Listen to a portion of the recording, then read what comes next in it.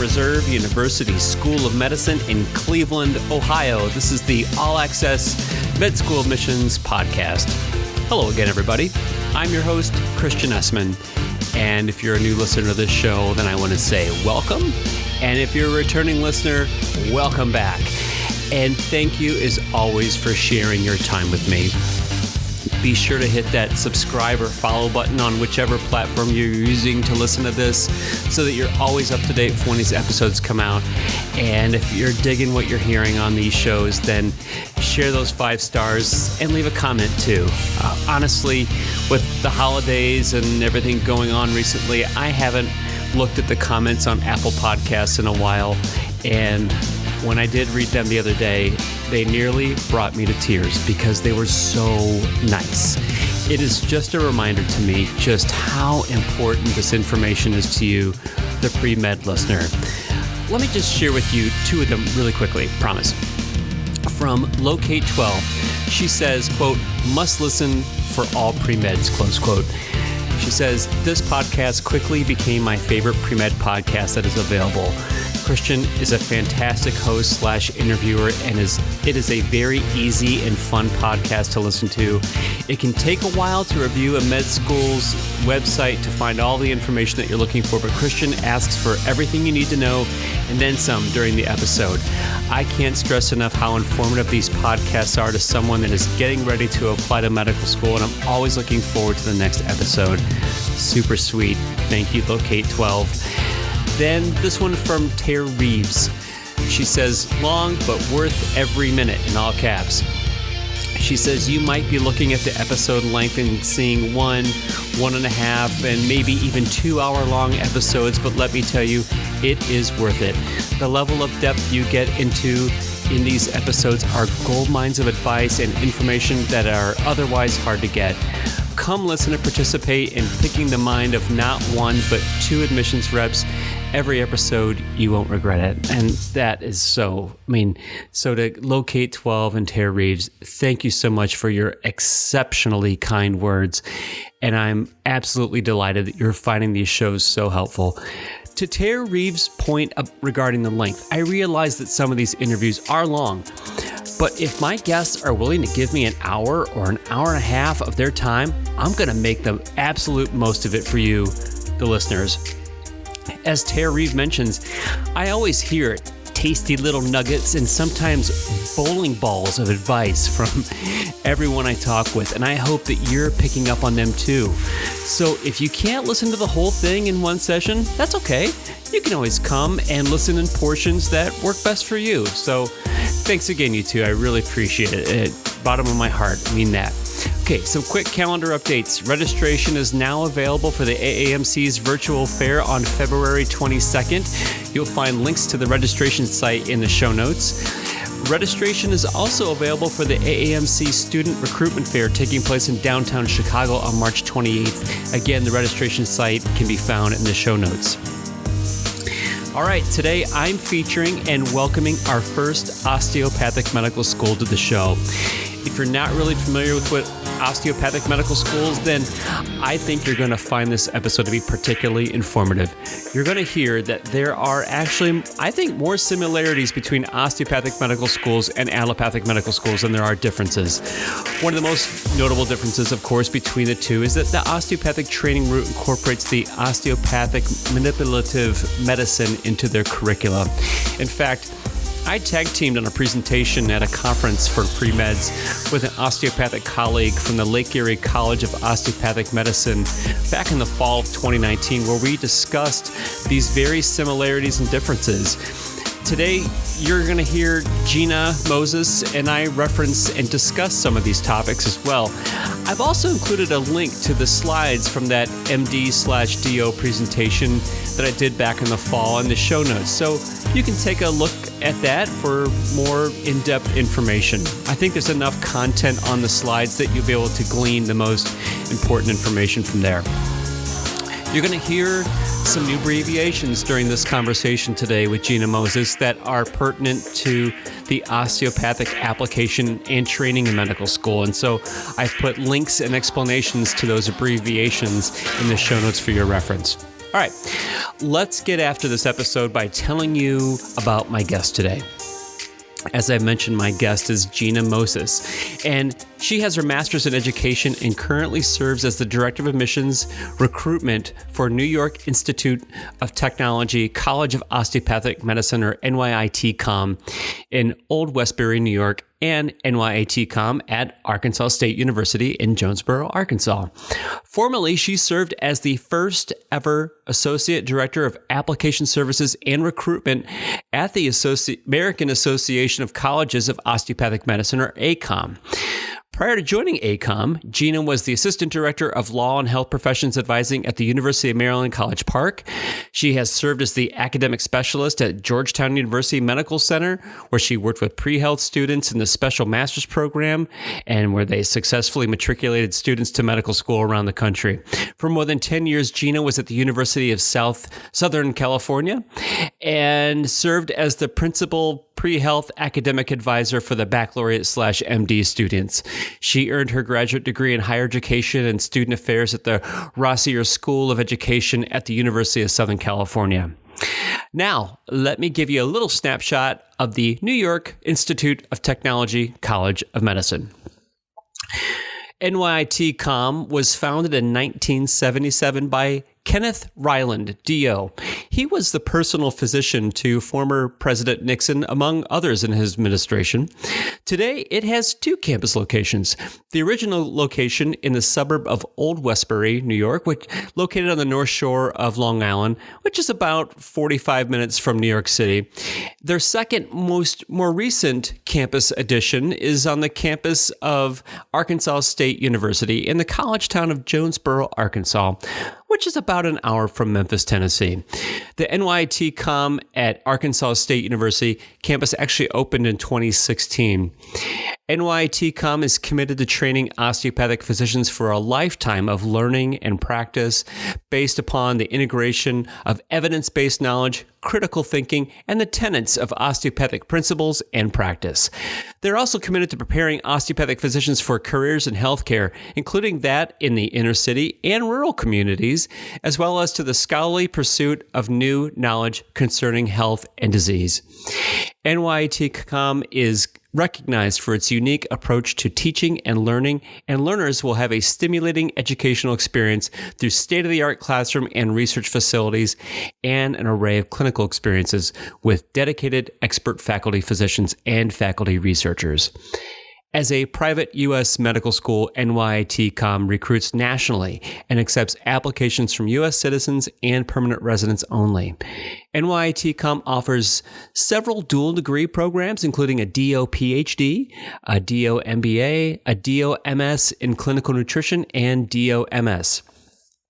A student-run free health clinic and Delta Caravan provide students with immediate hands-on opportunities to work in the community, providing basic health care, screenings, and patient interactions. For the entering class of 2019, NYITCOM received more than 7,000 applications. They interviewed approximately 1,600 students for the two medical campuses. Roughly 1,000 interviews were conducted for Old Westbury campus and about 600 for the Jonesboro, Arkansas campus. 275 students joined the first-year class at the Old Westbury campus, plus 35 emigre physicians. I'll tell you about that in just a second. While 120 started school at the Jonesboro, Arkansas campus. In total, 430 students comprised their entering class of 2019, with 49% of them being women and 8% self-identifying as underrepresented in medicine.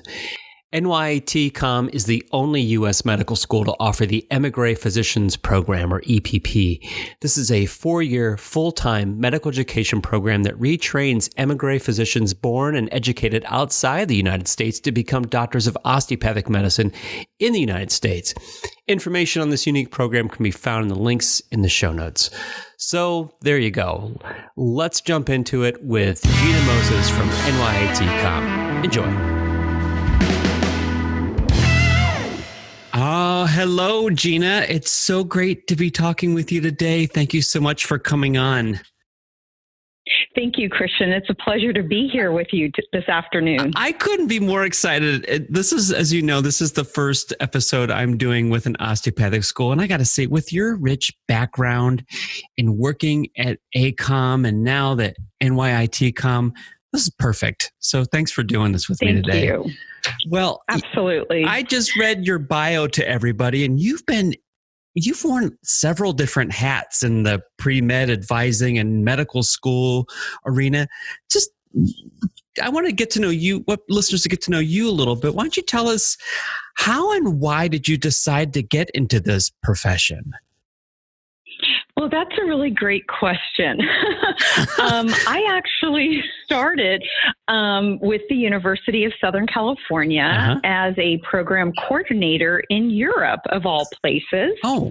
And I did graduate admissions work for one of their programs overseas that was with the military. And when they phased out, I was able to return back to the main campus in Los Angeles and continue working in a variety of different positions, but mostly, obviously, I was attracted with the health profession. So, so it's been really fun. It's been a great ride, and I really love working with students, especially pre-professional students, and working with colleagues across the spectrum in the health profession. So it's been a lot of fun, but yeah, I've been doing it for a while, and I've really enjoyed it. Yeah, I was just going to ask you, what you've worked with a lot of, young people. What do you find most rewarding about that? I love their passion, their aspirations, and their intellectual curiosity. And what I'm seeing now with this generation of student is that they really want to make a bigger impact. It's not so much about them. It's about how can they contribute to the betterment of the whole, right? To humankind, to health in this country, or globally for that matter. And it's so inspiring for me to be a part of that it just, I think it keeps us young, it keeps us motivated, and it keeps us really engaged. And I really love working with the students, and it's just a passion of mine. So, I share those. Feel very fortunate. I share your your feelings on that. You're absolutely right.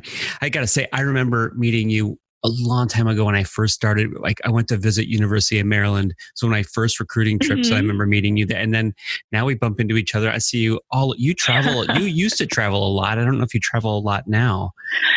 Yeah, it's been pretty intensive. Yeah, the travel is national, so it keeps me busy. And I get to, connect with students in basically all 4 regions of the country. And it's very interesting because every region of the country has different issues, different things that are impacting healthcare or education. And so the students sort of are that mirror of what is happening in their region, and wanting to go into medical school to correct things that are in their backyard is really wonderful to be able to see that on a global, or if you will, a national landscape. It's just really affirming. Yeah. I mean, one thing you've met so many different people over the years, and you're interacting with a lot of different kinds of people. Gina, what do you find something about you that people are surprised to learn about you? I guess the fact that I grew up overseas, Is that right? I actually grew up in Germany, and I was born in France. My parents are American. Oh, wow.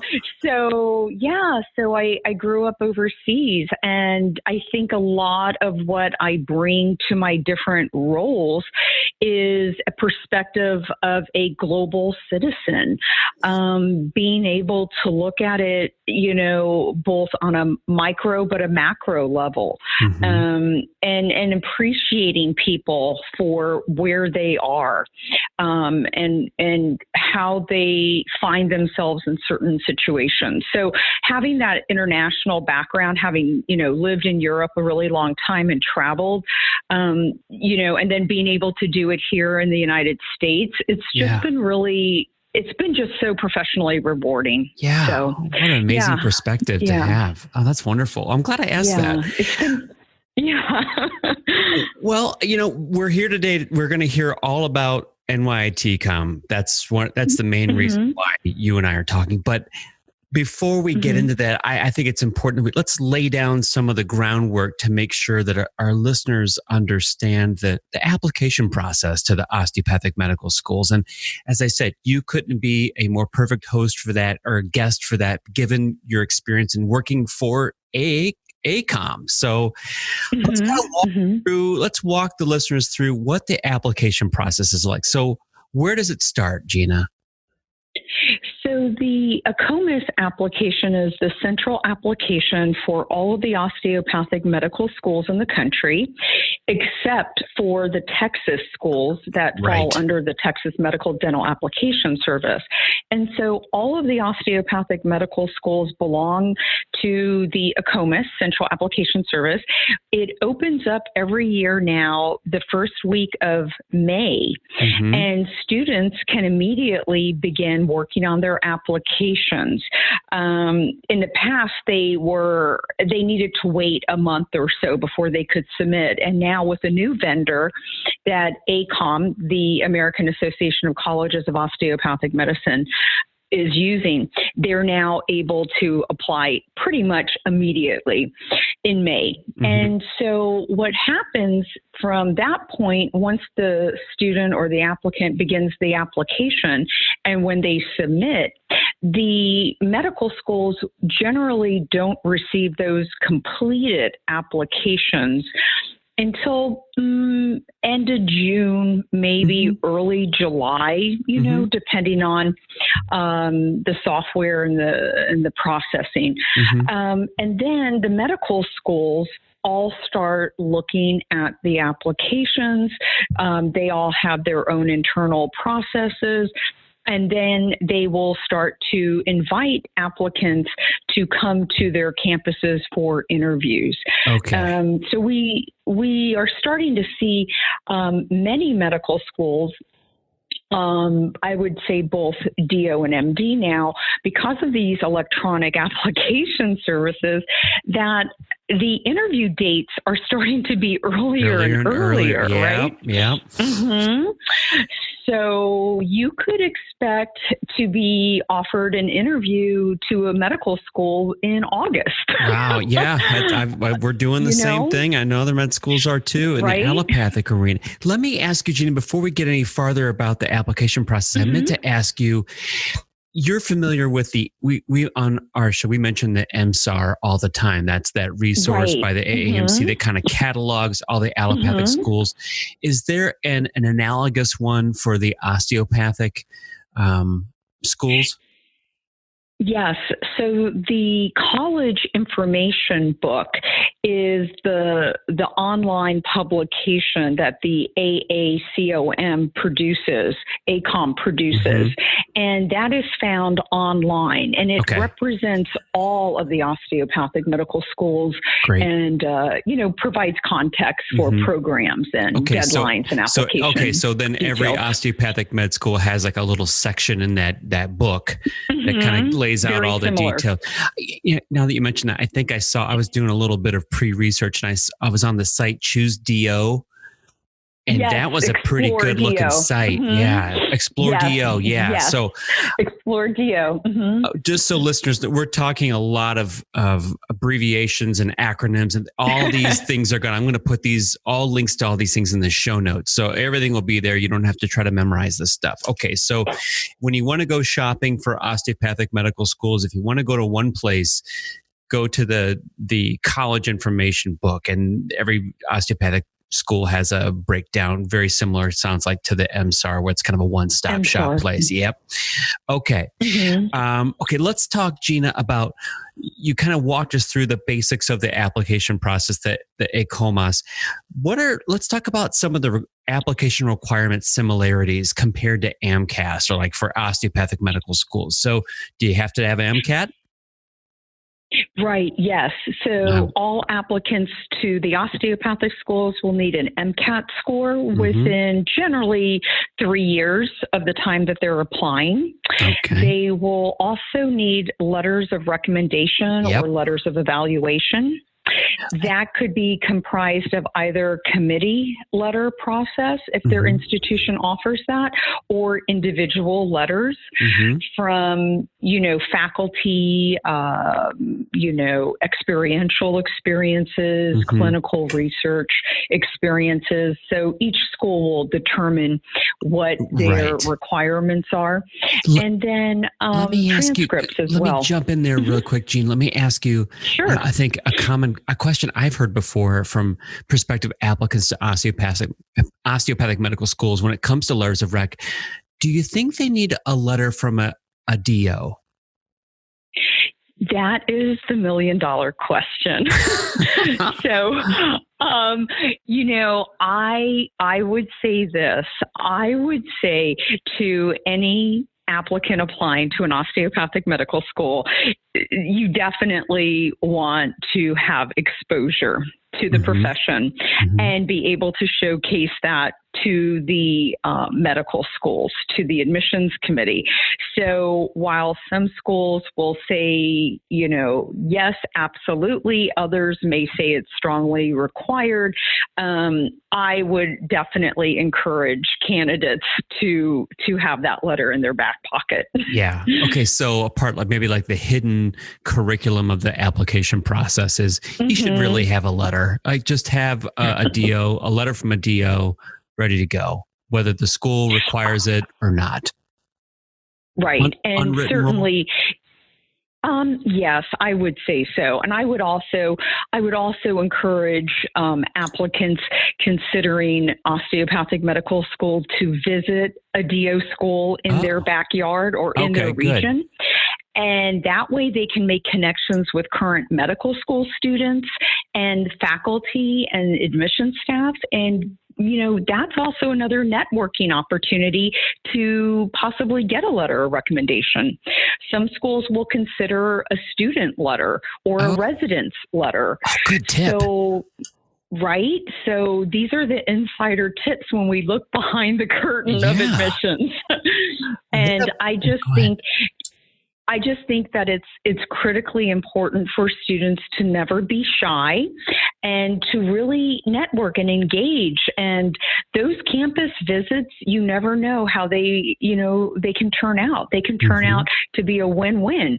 The institution gets to meet you, and you are now no longer one of thousands of applicants. You are a perfect match for that school.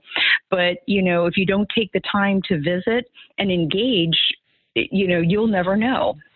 Well, I saw on your website that I think you have a couple open houses coming up soon, right? Yes, we do. We definitely do. And we encourage applicants to also know that it's okay if they want to bring a family member or their parent or a significant other, because it is a bigger decision. Sometimes, it's a family situation where the family's involved in making that decision.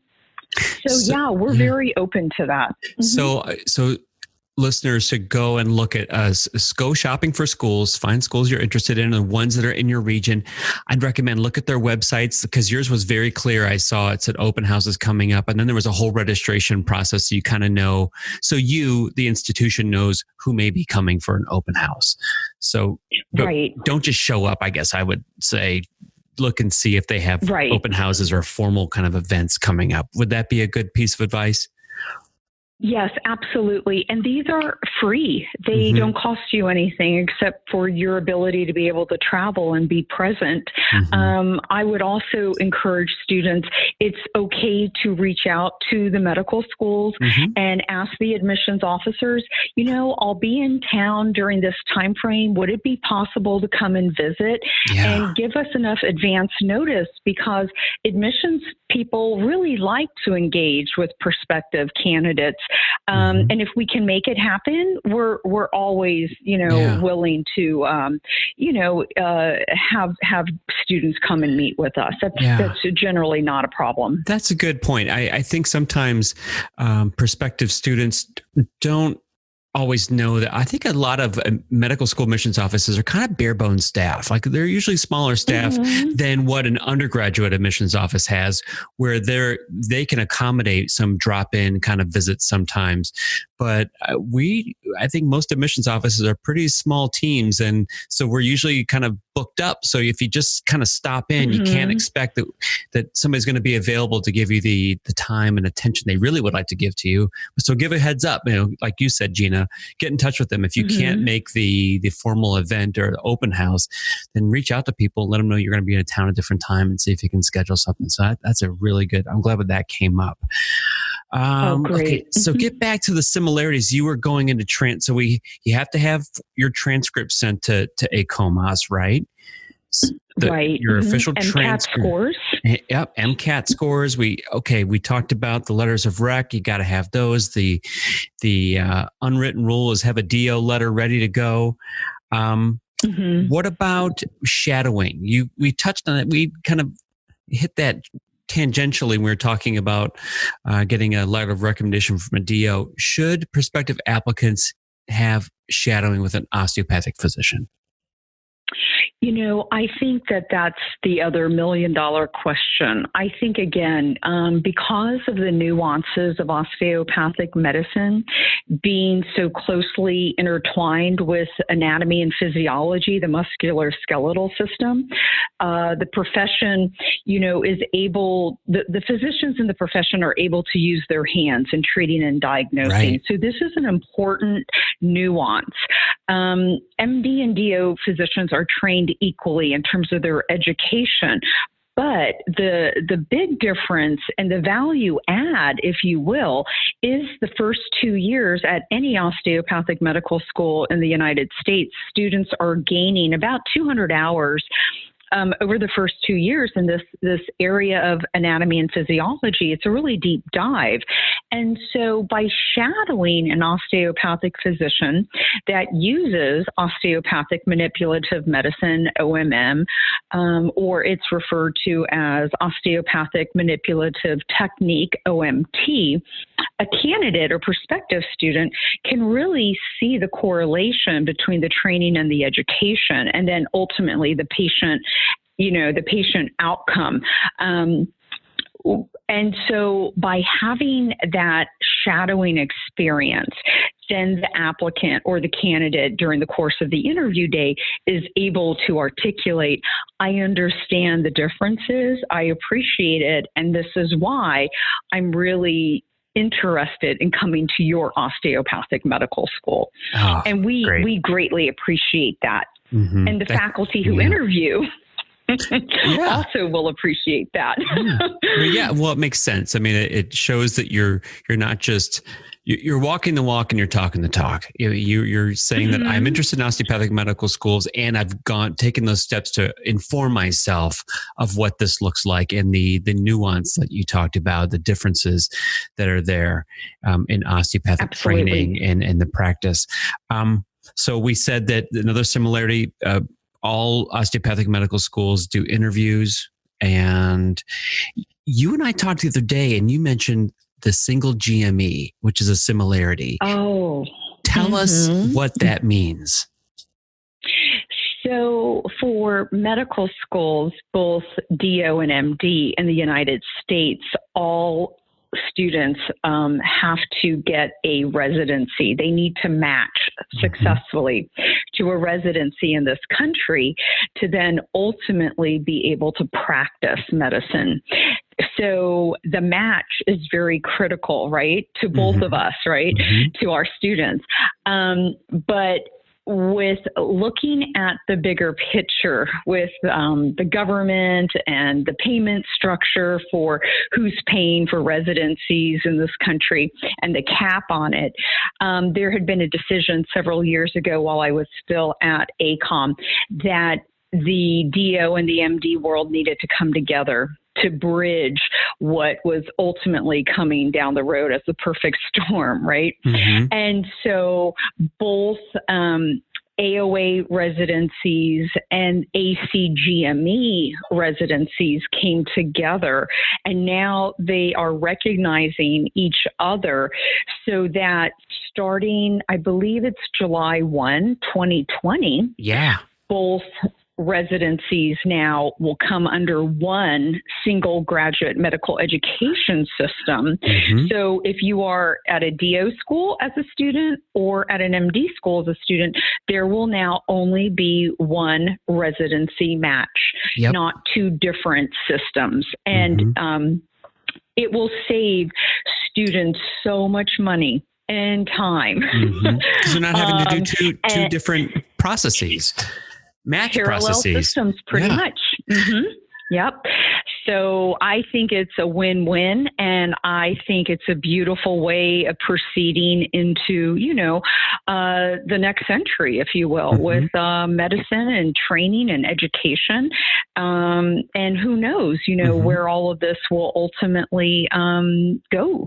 But I think this is exciting. Very exciting. Gina, we've kind of transitioned a little bit into the process of medical students in osteopathic schools. And one question that comes up since we're kind of nibbling at residency a little bit, and I've heard is, do osteopathic medical students have to take the USMLE and COMEX to apply to residencies? Is it COMEX? Is that the... COMLEX. COMLEX, yeah. So the immediate answer is no. Osteopathic medical students are required to take the COMLEX. It's COMLEX, COMLEX. And that is similar to the USMLE, which the MD students are required to take. What has happened over the years is that many osteopathic medical school students have believed that they needed to take USMLE for particular residencies that were very much MD, if you will, oriented. I think the last handful of years, quite honestly, there are more and more younger residency directors. It's a generational, right? It's a generational divide. And I have had residency directors that I know that are DOs at MD institutions.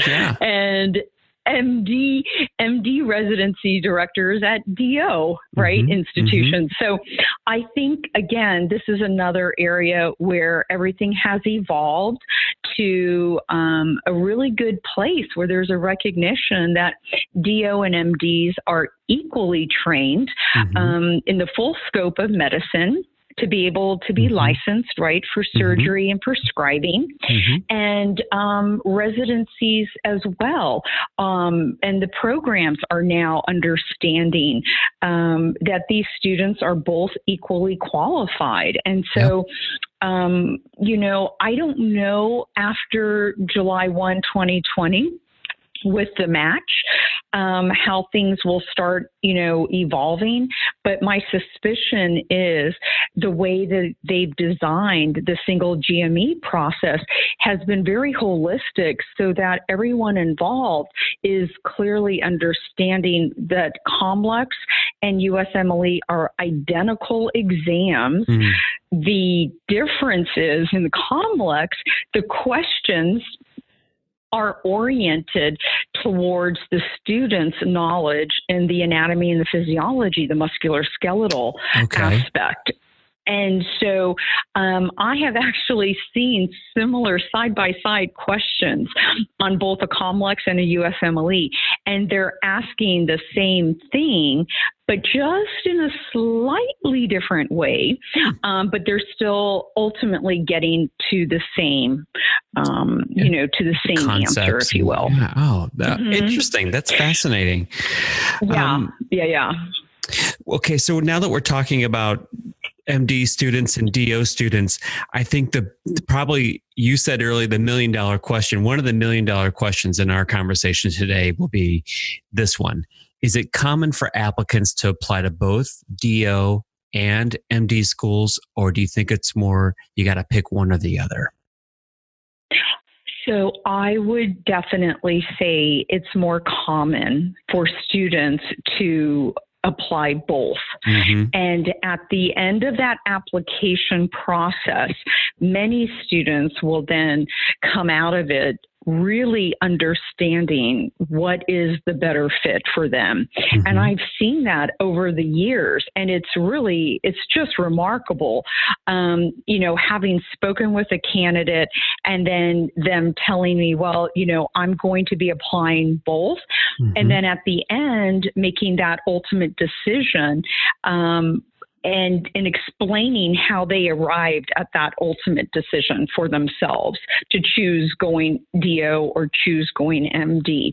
And I think that is the greatest takeaway, because medical schools want their students to be happy and successful, and to be able to go on, right, to pass the boards, to go on for a residency and then become practicing physicians. So we're all at the front end trying to find the right candidates for our schools. So again, for me personally and professionally, I think it's wonderful that students want to look at their options, and they should. They should be smart consumers of their higher education and make the best decision, for themselves, professionally and personally. I think that listeners may be thinking, okay, but will one institution be slighted because they think I'm applying to osteopathic medical schools, or the vice versa? And I would say, as a director and I'm interviewing people, I got to know that they're applying to other medical schools, allopathic medical schools. They're probably applying to osteopathic medical schools. And I kind of don't care. Like, their goal is to get into medical school. And I know that they have to cast their net. And if they want to be a doctor, I'm not surprised if they're applying to both. So what do you think there are maybe admissions committee people, or we talked the other day, we try to we don't want to generalize and say everybody's down on board with what you and I are saying, because there might be some people that are like, I don't like that idea. But I think for the most part, admissions people we all know that students are going to want to maximize their opportunities. Absolutely. Sure. I do think that our colleagues on both sides of the aisle, right? I think we know that is what is happening behind the scenes. I think as long as the candidate is professional when they appear at our respective institutions of medicine, that they're respectful of the process and they're engaged with us, ultimately, so that they can go away and make that decision if they get the offer, whether they're coming to my institution or to yours. They've done it in a professional, respectful manner. I think that is key. We have seen, and I'm sure you probably also have sometimes experienced it. It's very rare, but sometimes we will find students that are not really engaged during the interview day, or showing signs of unprofessionalism. And, that's a huge thing for medical schools. Red flags go way up on those. Right. So again, I think it's an expensive proposition to do this. And you, again, want to have a return on that investment, not just financially, but just intellectually that, you're there in the moment with us, and you're engaged, whether or not you choose to come or not, that's a whole nother issue. But I just think the professionalism is just so important. Absolutely. So put away your phones, right? Dress appropriately, be on time, be respectful and courteous, know? All the things that important. Are kind of, that they're very basic, but boy, some people need to be reminded of that sometimes.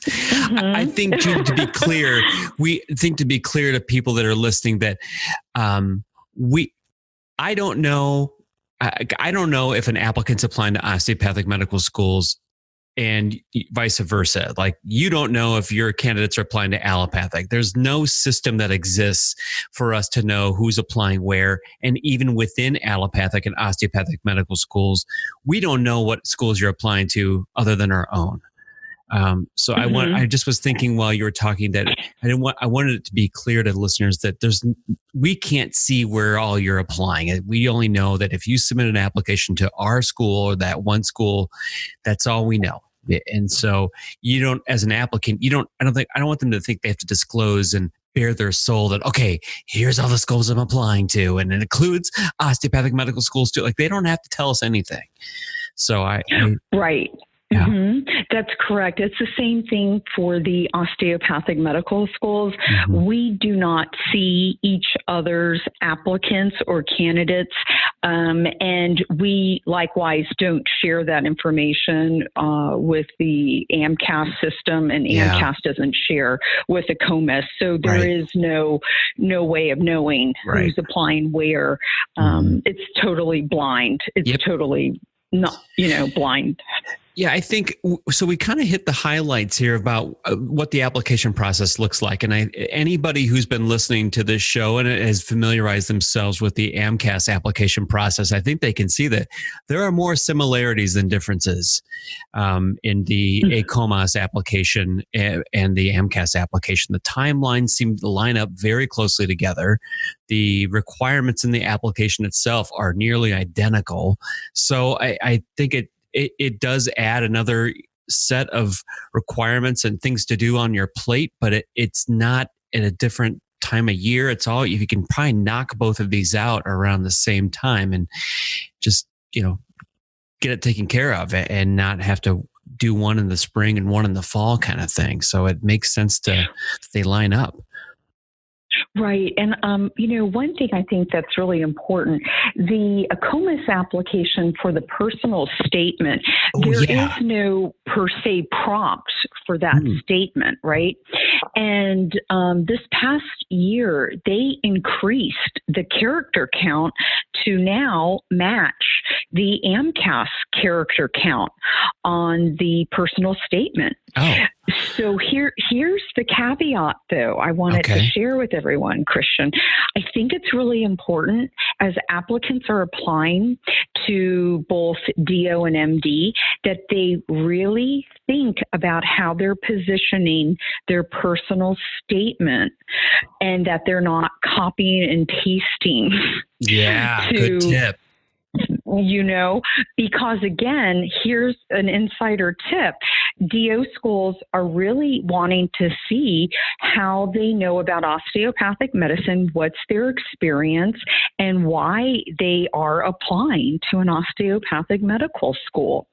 And it goes all the way back to that 200 hours of the additional training, right, in anatomy and physiology that these osteopathic physicians will ultimately be able to use hands-on in treating and diagnosing.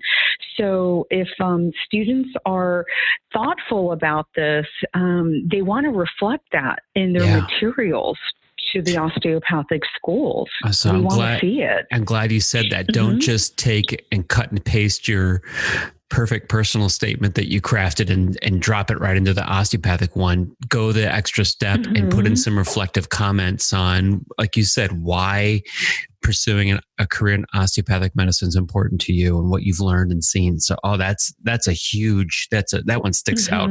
That's a big one.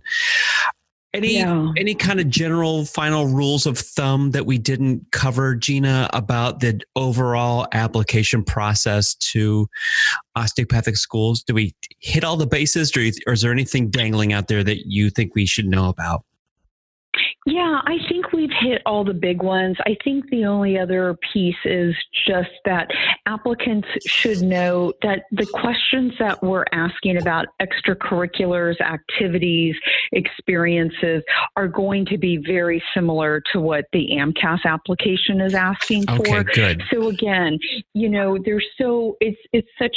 it's such a very similar application that I just want to again remind candidates that essay should be very much focused on osteopathic and why they're applying, and the letters of recommendation.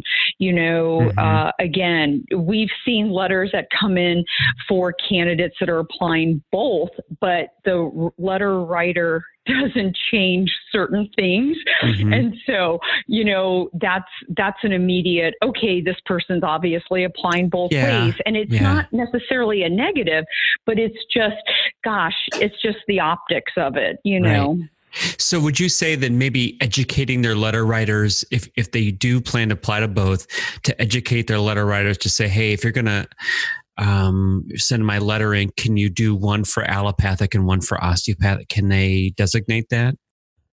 Yeah, I would say that's an idea, or just not include an AMCAS ID number or an AACOM ID number, because that's what I've seen. I've seen that where the letter writer has, specifically put in the candidate's AMCAS ID number. And that is something that's, that kind of flags it for us. Like, okay, they're clearly applying both. So, again, it's not that it's a huge issue, but that is identifying information. And I'm not sure I want to really, see that right. per se, Okay. So there's another one of those behind the curtain tips, like only you would know about, like to say that about if you see the AMCAS ID number. And sometimes though, like if it's a committee letter, they just automatically put it on there. And again, like I want to emphasize though, what you said is in so many words, it's not disqualifying if it's on there. No. I don't want students to freak out and think that if something shows up on there that they're automatically sunk. You see it and you're like, okay, well, we know that they're applying to both, and something we keep in mind, right? Right. Okay. Any other final thoughts before we switch gears and talk all things NYITCOM? I just think that the students should have fun with the process and try not to get too stressed about it. I mean, everybody's stressed, we understand, but just enjoy it, that it should be a great opportunity for them to not only be interviewed, but for them to interview the school and to really ask questions of the student ambassadors if they are there on interview day, to really have a conversation with them, because they're just a few years or a year or two away from where they want to be. So those are some really great opportunities for the candidates, I would say. I think that's one of the common themes for those that have been listening to all these episodes, is that everybody says, like, try to have fun. Like, try to enjoy the process. And one thing, if you're organized and you really map things out, it can be an enjoyable process. You get to travel potentially to see different parts of the country and meet different people from different regions and meet other interviewees. And so it really can be an enjoyable process. So try to soak it up. But it comes with a lot of planning and organization to get to that point, so you don't feel like you're frenetic and throwing things together at the last minute. So yeah, absolutely. All right. Well, let's talk all things NYIT now. And I kind of gave an overview at the beginning of the show to kind of introduce students to what it is. But let's just kind of talk a little bit about, Gina, the first couple years. So when students get to NYIT, now there's two campuses. There's the one at Arkansas State, and then there's the one in Old Westbury, New York. That's the one in Long Island. When you are out visiting and meeting prospective applicants around the country and they're asking questions about NYIT in those first couple years of their education experience, what are those big bullet points or highlights that you like them to know about and take away about what life can look like as a student there? Yeah, so we have such a unique situation with NYITCOM now, having a second campus location in the Mid-South. And I think it's really important for students as they're looking at our institution in particular to see the incredible dual degree programs that we offer, including a DO PhD. Yeah. And we are able to offer 3 seats every year, fully funded for both the DO and the PhD. Wow. So that's fantastic. Yeah, that is really fantastic. We have dual degrees in, say, DO MBA, a DO MS. So there's a lot going on there. And it's for both campuses. The other thing that I think is also important is for students to be aware of some of the partnerships that we have.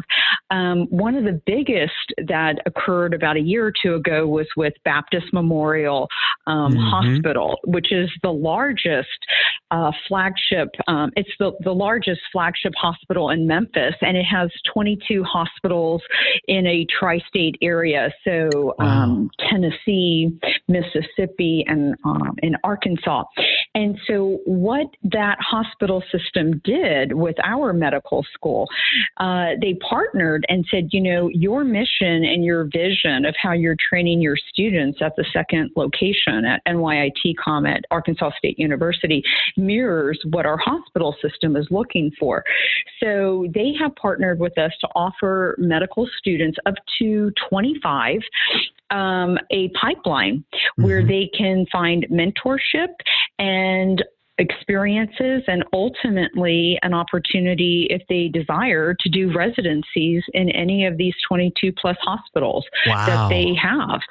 So it is I would call it almost like a next gen, right? Yeah. Of where these partnerships can go between medical schools and hospital systems. Wow. So that is incredibly exciting. And it's also an opportunity, as we were the first osteopathic medical school in the state of Arkansas, to really help start transforming healthcare in a region of the country that was sorely underserved. Now there's a second osteopathic medical school, and they have one medical school that's an MD institution in Little Rock that's been there a little over 130 years. But before us, there was only one institution of medicine. And so they didn't have enough physicians that they were growing. And so, the greater region was underserved, if you will. Yeah.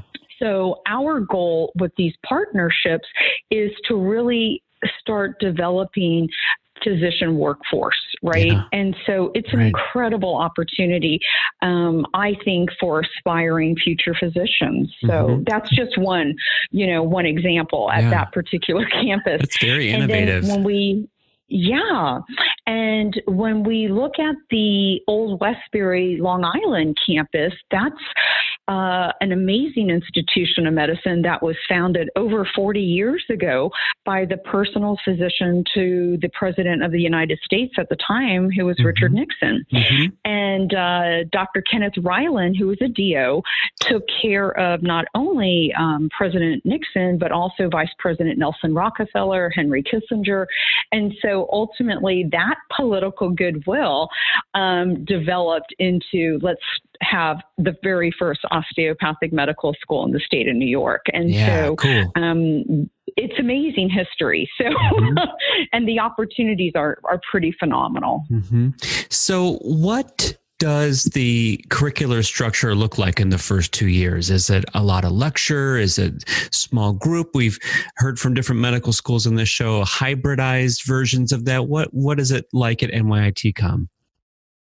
So So the curriculum is identical for both campuses. There is some synchronization between the campuses, and there are some faculty that go between both campuses.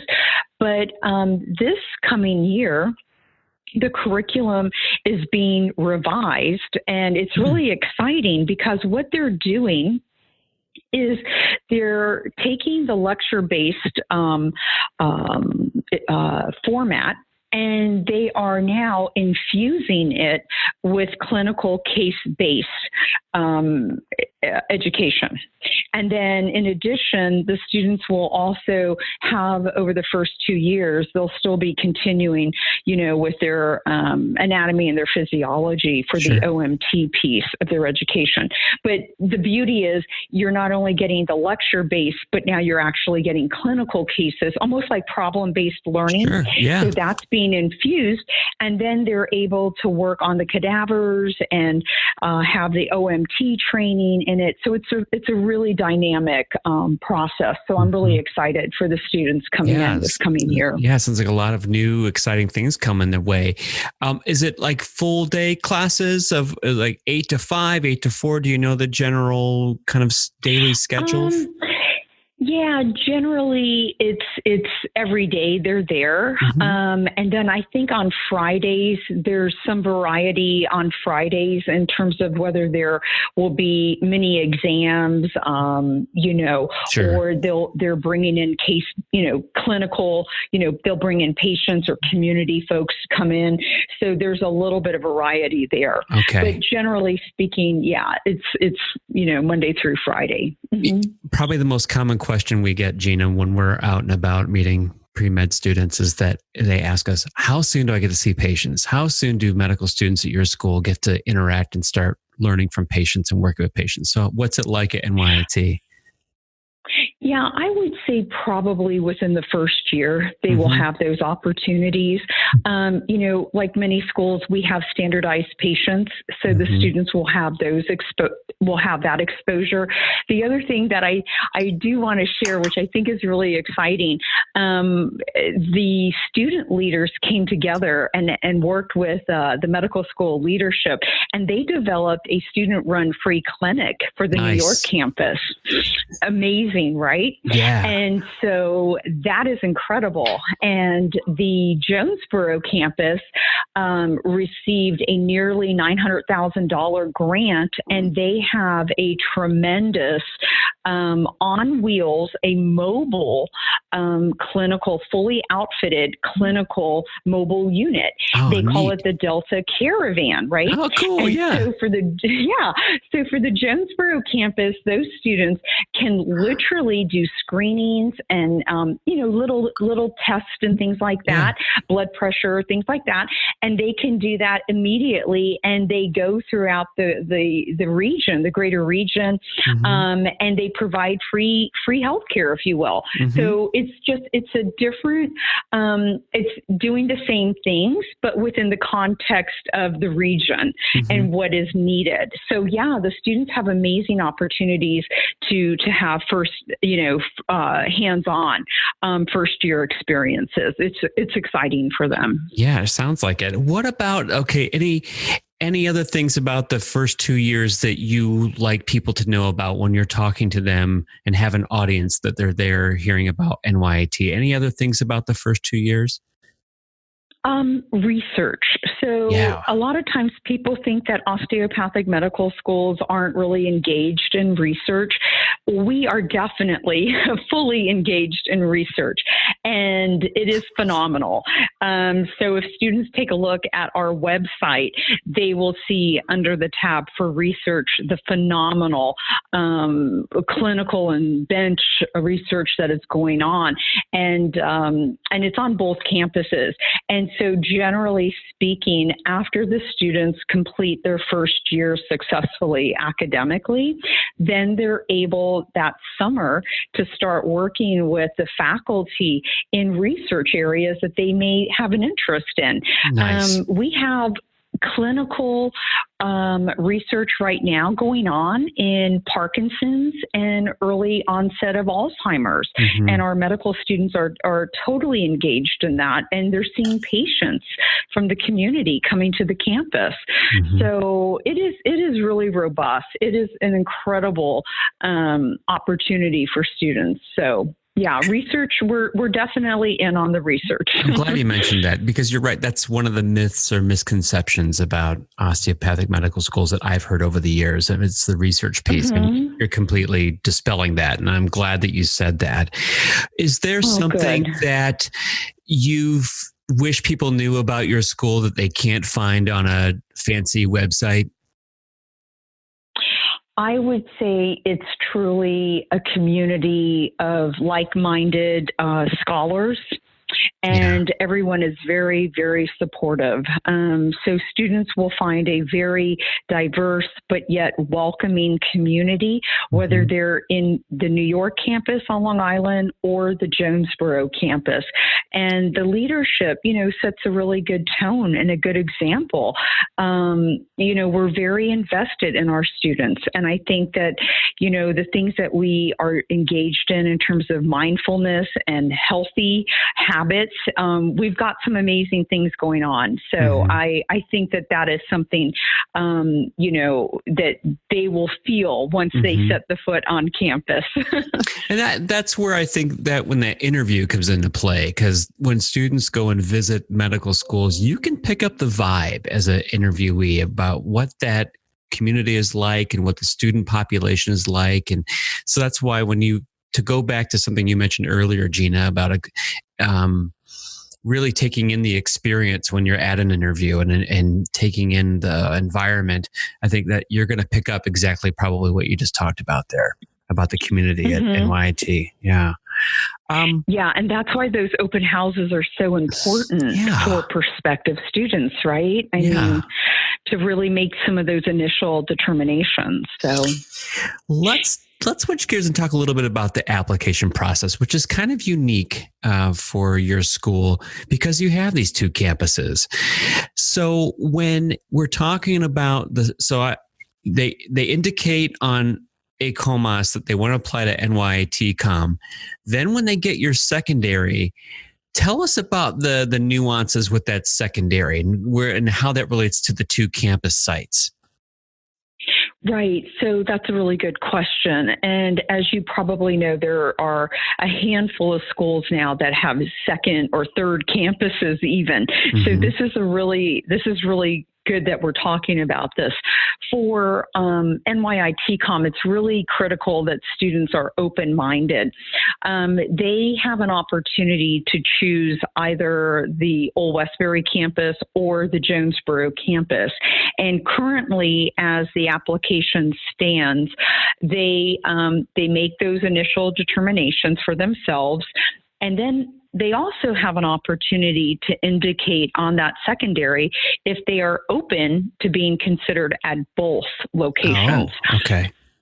So I always encourage candidates to say, yes, I am open to being considered at both, because behind the scenes, what admissions is really looking for is the students' understanding and awareness of their ability to be a good fit to either one of the campuses. The other thing is that when the Jonesboro campus was founded, it was founded really intentionally to really help transform healthcare and medicine in an underserved area of the Mid-South or Delta. And so we're looking for students that not only want to go to medical school, but want to be a part of changing that landscape down there. We offer a 10% dedicated Delta scholarship for that campus for every single student that starts there. It's also a smaller campus size. So the class usually will range anywhere from 115 to 120 students. The New York campus, on the other hand, is a very urban suburban campus with no housing on campus. Okay. And we don't have a dedicated scholarship for it. Okay. And so we're really looking for students that can fit that very urban environment. Mm-hmm. And, I always say to students, it's one thing to come and visit and do a vacation in New York, but it's another thing when you're going to medical school in New York. Yeah. And don't think New York means New York City. Yeah. We are not in New York City. We're 45 minutes outside of Manhattan. We're in Nassau County in a very upscale, North Shore location. So again, it's students being able to understand themselves. What are their goals and their aspirations for medical school? And do they align to that environment? Because, somebody who's not used to a major urban environment may not thrive in an environment. They may find it's very overwhelming. Yeah. But, Jonesboro's campus is the perfect college town. It's totally opposite, right? It's like the perfect college town, and there's housing, brand new student housing that was developed a block and a half for the medical school students. It's amazing, right? Yeah. So again, putting everything into context and then saying, okay, I understand medical school is going to be very challenging. It's also very expensive. I do see myself as a better fit for this campus versus that campus. And this is what, this is how I align. The secondary application is also an important opportunity for any candidate to then really be able to drill down to why are you applying to this specific medical school, right? Mm-hmm. So one of our questions is, what type of community do you see yourself practicing medicine in, right? Mm-hmm. How do you see yourself being able to contribute to the NYITCOM campus community? Another question will be, tell us about a time that you interacted with someone very different from yourself. That's a good one. Right? And how did you go about, dealing with that, or a challenge that you may have had? The beauty of our secondary is 1,000 character count. It's literally a sound bite. Yeah, we don't want it long-winded. Yeah. It's short, sweet, to the point. And it's very intentionally designed so that you as a candidate have to really be thinking deeply about your fit to the particular campus that you want us to consider you for. It's not a trick. There's no trick.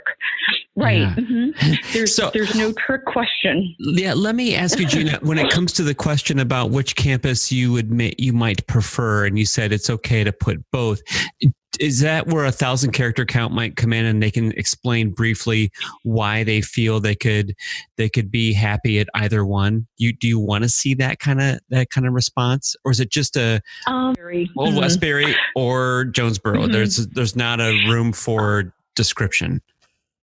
Yeah, I don't believe we put a character count for being considered at either. Okay. I think we wanted that to be kind of open-ended. Okay, so students can put some explanation under each one and say, here's why I like Old Westbury, here's why I would also like Jonesboro, and how I could think I could adapt to either one. Okay. Yeah. So we kept it really clean. Yeah. Okay. Cool. So it would just be one or the other. Yeah. So when I submit my application to your school, I send it off and I patiently wait, and it goes into the black box of admissions processing. So when you're reviewing and screening applications, what kind of things are you looking for? This is the question I ask everybody. What are you looking for then in your applicants to your medical school? What kind of values or characteristics are you searching for? Yeah, so we're really looking again for students that are passionate for a career in medicine, that have an understanding through their experiential experiences what it is that they're getting themselves into, and being able to communicate that to us effectively. And again, we're also taking into consideration concerns that the Committee on Admissions may have. They look at, data over the course of several years, and they make certain determinations, and then they ask the admissions staff to be mindful of certain things. Okay.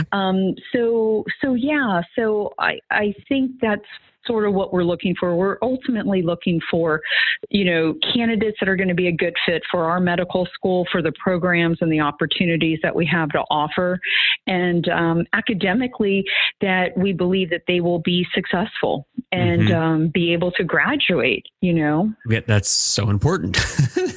Yeah, I mean, this has to be a win-win for both people. Yeah, it has to be a win-win for both. So you go through the screening process and you decide you want to be invited for that you want to invite somebody for an interview. That invite goes out. Do they interview in just New York? Do they interview in Jonesboro? How does that process work? So we have it designed that when we extend an offer of an interview, it's only to one campus, and it's only one interview.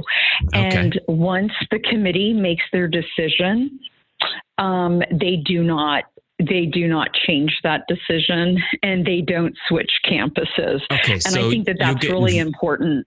All right. So you'll get invited, and it'll say you're being invited to interview at the Jonesboro campus. And that's where you're going to potentially go to med school for the next 4 years. And you're accepted. And then you can't transfer and say, but I really want to be back in New York. You're kind of locked in a way. Okay. All right. Right. Yeah. Because, it all goes to the fit, and we only have so many seats, and we want to be very intentional and mindful, just like the students, it's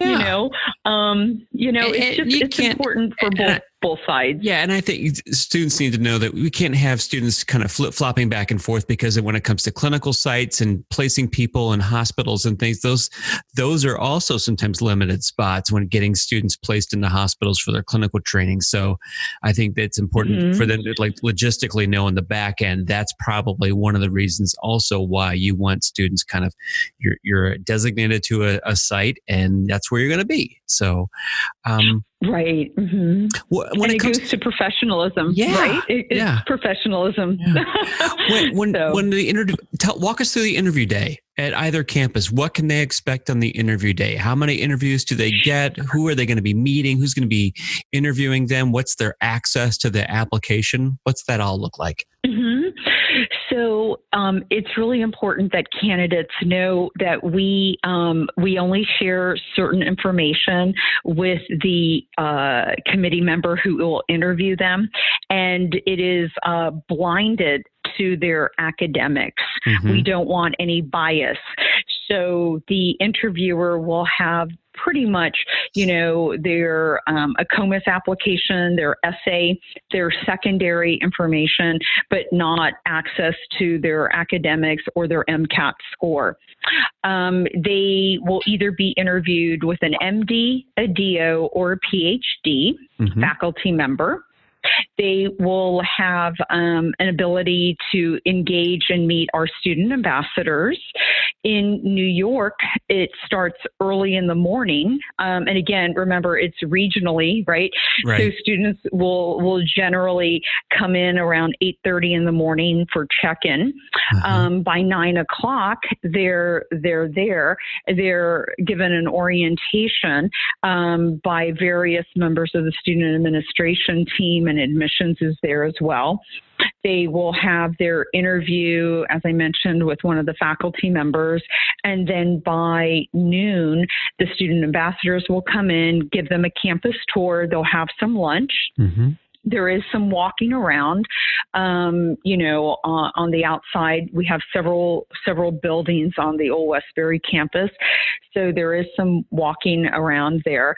And generally by 1 o'clock or so, they're finished in New York. Okay. Now, on the flip side, it's important for candidates or prospectives to understand that for the Jonesboro campus, Jonesboro sits about an hour from the largest airport in the area, which would be the Memphis airport. Okay, right. So if they're flying in, they would fly into Memphis. It's about an hour or less drive. It's only about 70 miles, and it's a straight shot. I mean, there's really no traffic there. Okay. And so those interview days start a little later. They usually start closer to noon, so about 11:30, 11:45 for check-in. There'll be some food, food and whatnot. And those interview days down there are larger because there's less interview days, again, because of students trying to, travel to that campus. And so more students, generally they try to have about 40 students on that interview day. Okay. New York has about 20 students 3 times a week. Jonesboro right now is about 40, maybe at the most 60. But it's a well orchestrated day. They get to not only have the interview with a faculty member, but they will also be able to see the entire, it's a beautiful medical school. Yeah, I saw they put in like $12 million into it or something to. Yeah, it is. Yeah, it is a state-of-the-art medical school at the Jonesboro campus. So they'll get to tour all of that building. They will also be able to tour the Arkansas State University campus. Oh, that's nice. And they also have an option to take a look at the graduate housing that is important. Available if they. Yeah. And so that interview day usually ends about 4-ish in the afternoon. So they get in around 11:30, 12 noon, and it usually will wrap up by 4 o'clock. And then the students are, obviously free to either go back home or go back, to the airport, because it'll take them a little time to get there. And so that's pretty much how that day looks. So again, it's really important as students are looking at these various institutions and the campuses. You're so right when you said earlier, for candidates to really know how to plan out those interview days and the travel that will be required for some of these campuses. Certainly, New York has a lot of ways to get there. But again, we don't have, it's a very suburban location. It does not have a train station too close by. So many students would either rent a car or take an Uber to the New York location, whereas I would probably encourage, if they could, rent a car or be prepared to have a vehicle to get there and to get back to where they need to go. So, right. So after the interview day experience and it goes to admissions committee, anything in particular occur that, how does that work for the dual applicants that they indicated Jonesboro? Oh, they've already been picked to go to one or the other. Okay. So what happens at the admissions committee process then? Anything that you would want to share with folks? So I think what will happen with candidates that say they're open to being considered at either, the staff on both campuses, we certainly look at that. And then we evaluate, we're able to evaluate, is New York the better fit or is Jonesboro the better fit? And then of course we'll reach out to the candidate to let them know what direction we're going in. And the student would then be able to let us know, yes, that's great. I'm happy with that decision. But again, we're very transparent and we're very clear. If you choose this particular campus, we are not able to change that decision. Because, sometimes in a few cases, we will find students that will try to play that, and it's a professionalism issue. Yep. And, it's, just trying to put it out there. That's not a good look. And it's not a good look, not just for us, but for any institution that has multiple campuses. If you're extended something, of course you can ask, but once you have that response, you should be respectful and then move on, make the decision and move on. Yep. But again, it's really about finding the right fit, because we don't want somebody to find themselves in a situation where they are not happy in the environment, the greater environment. That's so important. I failed to ask you when we're talking about interviews, any general tips for your interview days for how people can prepare? Is there anything in particular they should know about getting ready for their interview day at your school? I would just say, for them to really be able to review the materials that they submitted to us for admissions, and, be able to convey to the committee member when they meet that faculty member why they want to go into medical school, and why is medicine the career for them. It's a lifelong commitment to learning. So how does our medical school align with your goals? And I think it's also important for students to be able to communicate effectively their experiences and their passion. That's just so critical. Medicine isn't for everyone. It is truly a lifelong commitment. When you look at the span of education that it takes, whether you go DO or MD, it's almost 20 years, right? It's almost 20 years. It's crazy. From start to practice. So you have to really, really know why you're doing this. And I think sometimes if students do it thoughtfully on the very front end, on their essay, on their secondary materials, it makes it that much easier than for them to communicate it to all of us on the admissions and the interview side. And then for us to say, yes, we see you here, we want you here, and then we extend that invite, of acceptance. So what if I'm an applicant and I interviewed at one of your sites and I'm not accepted right out of the gate and I'm placed on your wait list? Can I demonstrate my interest in letting you know that I'm still out there, I'm still in love with the school? Or do you want to hear from me or not? Well, that is something that, again, I would really encourage it to be very nuanced.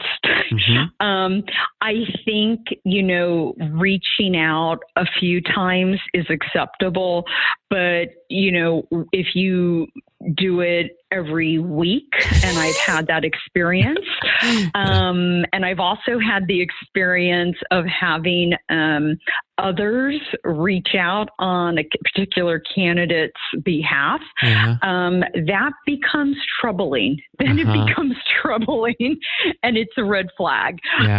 So it can work against a candidate. So be careful. There just has to be a semblance of understanding that, a few times over the course of several months is okay. But if it's consistent and it's overbearing, then we start to think, oh my goodness, if this person is behaving like this now, how is this person going to be not only in medical school, but how are they going to take care of future patients? Right.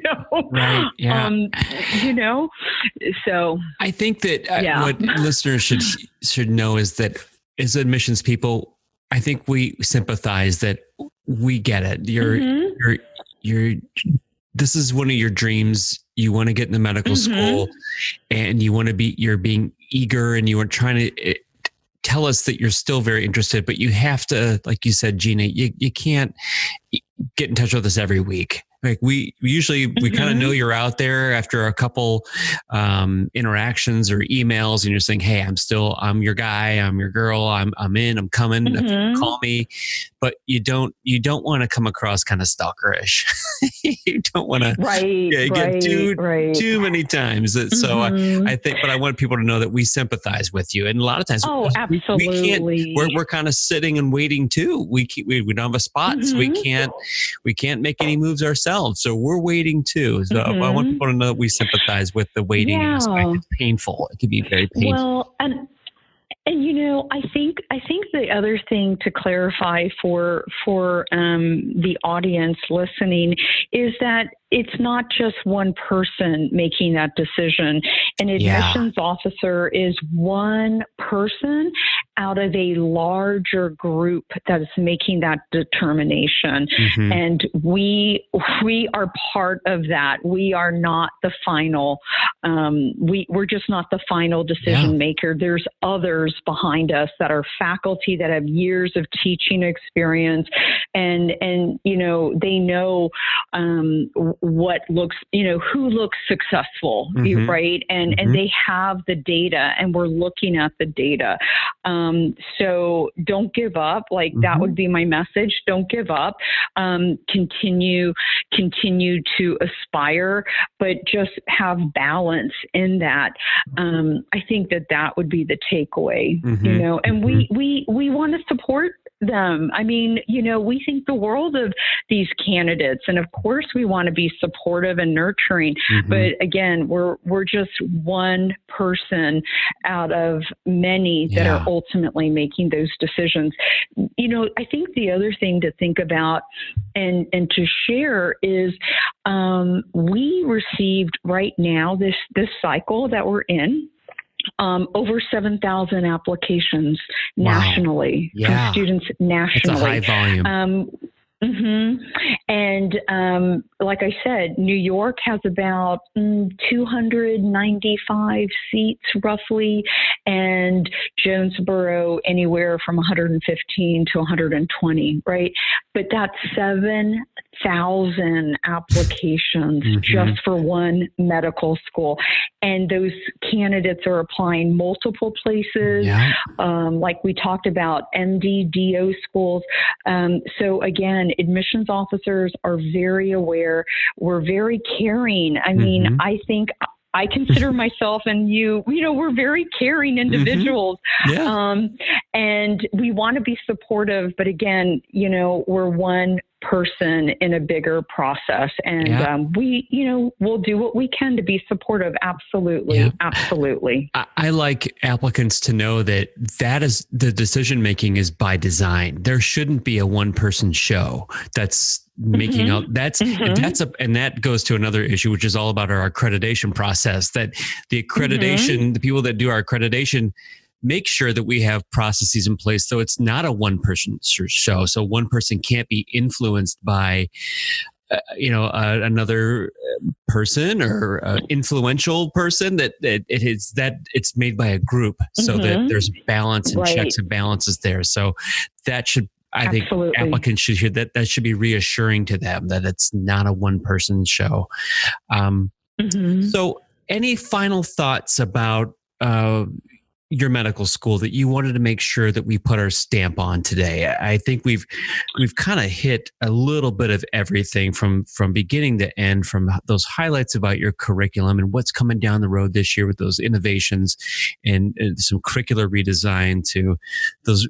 I really liked how we covered some of those insightful tips about your application process. Like, people were really listening. You gave them the answers that they need, you know, and your secondary thing. Have we touched all the things that you wanted to talk about today? Yeah, I just think that, we have a very dynamic medical school. We are an institution, right? An institution of technology. So there's a lot of interdisciplinary opportunities as well that we have to offer. We have an undergraduate and a graduate campus. So that is one of the beauties of our medical school. We're not a standalone medical school, and we sit in an incredible location in the Northeast and then down down Mid-South, the campus in Jonesboro that sits in partnership with Arkansas State University, again, another major university with a lot of opportunities for medical school students. So I think we're a very unique osteopathic medical school, and we're very forward thinking in terms of, our curriculum and the opportunities for research, clinical engagement, and the training with the partnerships that we have. So it's a phenomenal institution, and and I hope students will certainly give it a thought as they're considering their options. So. Well, you've talked about it very well today. It's really kind of whet, I think, a lot of people's appetites to look at your school more closely. Just to kind of you're welcome. Just to kind of wrap things up, any personal recommendations you have for listeners, blogs, whether they're medically related or non-medically related, blogs, podcasts, books that you enjoy, that you like to share with people? Well, yeah, I think that it's really important for students to definitely, keep abreast of some of the things that are trending in healthcare. I would say more along the lines of looking at what's happening in the healthcare industry, right? With artificial intelligence, that is trending really, really big. I have a lot of physicians that I'm linked in with on LinkedIn, and some incredible articles and things like that the physicians themselves are posting and discussing. So I think staying abreast of healthcare innovation, the business side of it is really important. And then I also think for students to look at opportunities for scholarship, with financial aid. Right. So one of the program, well, there's several programs that I'm a big fan of.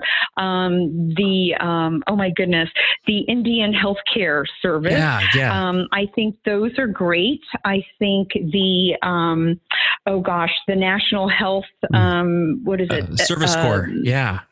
Service Corps. Yes, that is phenomenal. If students have an interest in public health, there are opportunities there as well for scholarships.